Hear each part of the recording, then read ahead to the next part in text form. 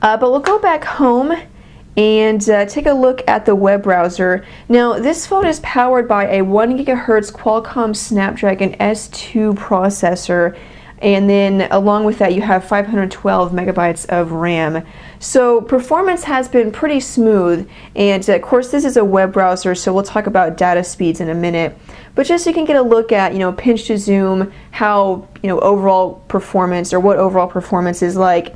Like I said, it's been pretty good for me. I have noticed some lag and some hang-ups here and there. It's been a little bit more than what I would like. Sometimes it's frustrating when I'm using the web browser and I want to go home or switch to another app.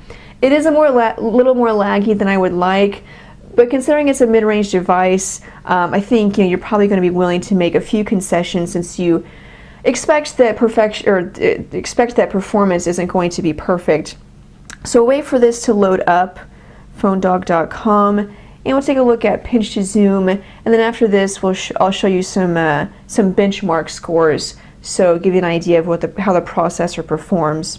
Okay, so PhoneDog.com is loaded up now, and we'll take a look at pinch to zoom. You can see it's kind of laggy, a little unresponsive at times, and of course, having flash content loaded, it's a lot, for the phone to handle, and so for the most part, I would recommend having flash content turned off while web browsing, because with it turned on, the web browsing experience was pretty poor, so kind of disappointing, and overall it's fairly smooth, just a little laggy, but again, having flash content turned off will be much better. You can kind of see it just lags. So it's things like that I experienced in day-to-day use. Overall, general everyday tasks, you see switching through home screens, opening the app drawer, it's pretty responsive, but when I started using the web browser, using multiple apps at one time, it really started lagging, and sometimes it got frustrating.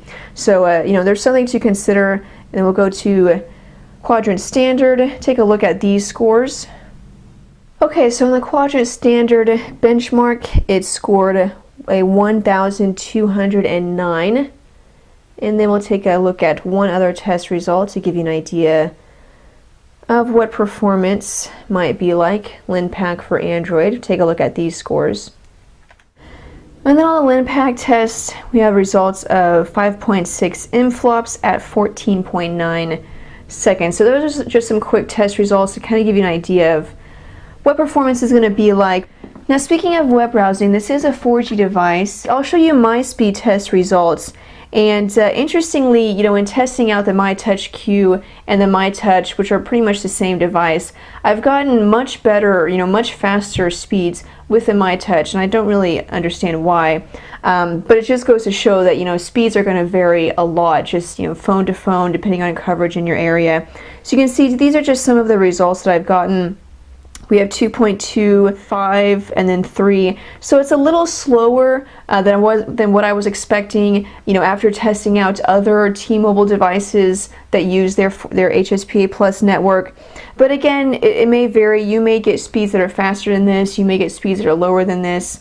But after testing it out in the Dallas area, in several different parts of the Dallas area, these are some of my speed test results. Okay, so let's move over to the back of the phone and we'll take a look at the camera. This has a 5 megapixel camera, autofocus, and then an LED flash.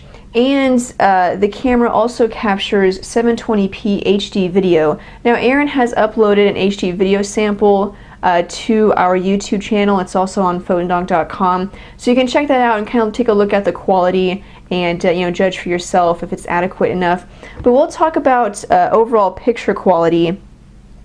If we go over to the gallery, which is over here, and overall, picture quality has been good. The detail is kind of lacking in detail, I've noticed, and the colors are slightly faded. But for the most part, for a mid-range device, for the lens quality that you can expect from a device of this caliber, they've been pretty decent. So we'll wait for it to populate the gallery.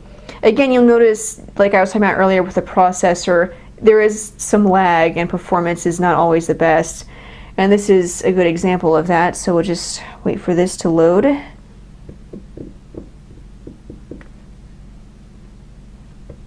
Maybe we'll go back to the camera and then go to the gallery.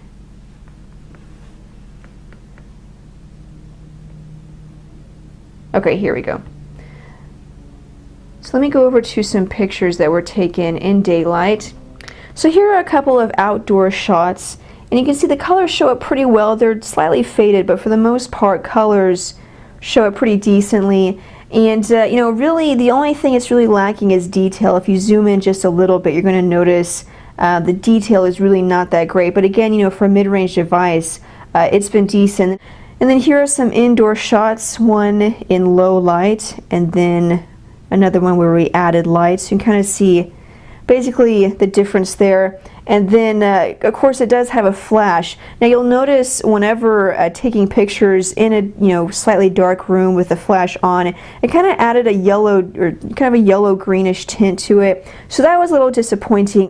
But that's the camera. There is no front facing camera, so it's the rear facing camera only. So back to the back of the phone, we'll take off the cover here, and you can see that battery, SIM card slot, micro SD card slot. It does ship with a 2 gig card, as you can see, and it supports up to 32 gigs of additional memory. And this is a nice thing to have because the phone ships with a lot of additional apps from T-Mobile and LG. So if we go to the app drawer here, you can see 411 and more bonus apps, the Genius button, which we'll talk about in a minute, highlight, more for me, mobile life organizer, my device, my account. So there's a lot of T-Mobile apps, Name ID, T-Mobile TV, and you can't uninstall these apps. So they're just taking up memory, which is unfortunate, but at least you have this micro SD card slot where you can add memory if you need it. The battery is a 1520 milliamp hour battery, and so, honestly, I was expecting a little bit larger battery for an Android device that's a 4G device, because 4G Android phones tend to drain the battery a lot more quickly than just, a 3G device. And battery, again, is very subjective. It's going to vary from person to person. Everyone has different usage habits, and so it's just going to depend on how you use your phone.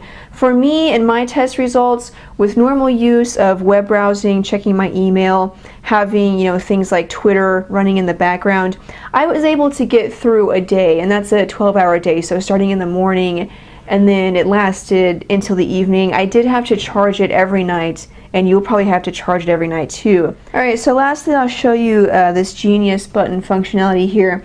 This is a feature that comes with every myTouch device and is exclusive to the myTouch phone, so you can't get this with any other Android device, though there are other options in the Android market. But if we tap and hold, and I'll enter car mode so it's not constantly listening to me. But you can see you have options to call somebody, send a text, search the web, or get directions. And this is great for hands-free mode while you're driving, but you can also use it just, general everyday usage, even when you're not in car mode. So if we exit, it'll constantly be listening to me. And I'll say, get directions to Starbucks. And of course, it's not as advanced as, other voice recognition software out there, like for example Siri on the iPhone.